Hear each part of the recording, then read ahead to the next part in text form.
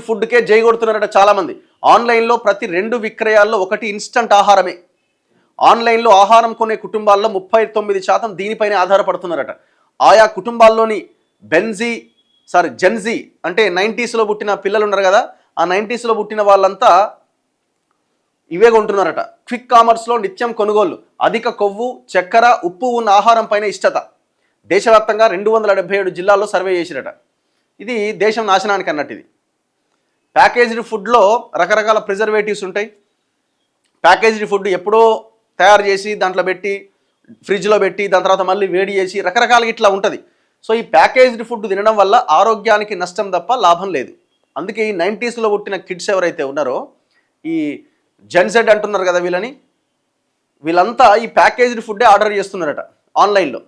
జొమాటోలు కానీ, స్విగ్గీలు కానీ, ఇంకా చాలా వాటిలో ఈ ప్యాకేజ్డ్ ఫుడ్డే ఎక్కువగా తింటున్నారట. ఇప్పుడు ఇన్స్టంట్ అనమాట. ఇప్పుడు నూడిల్స్తో డబ్బా దొరుకుతుంది, అందులో వేడి నీళ్ళు పోయి నూడిల్స్ అవుతుంది.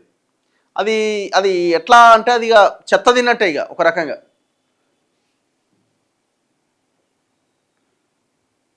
ఇగో ఇట్లా ఇవన్నీ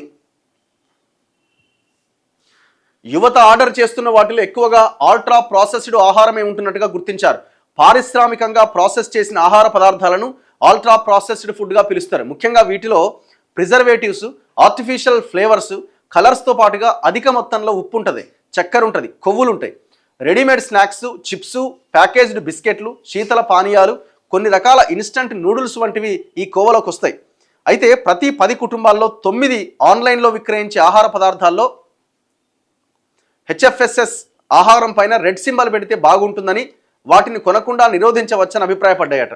ఏం చెప్పినా వాళ్ళు వినే పరిస్థితిలో లేరు.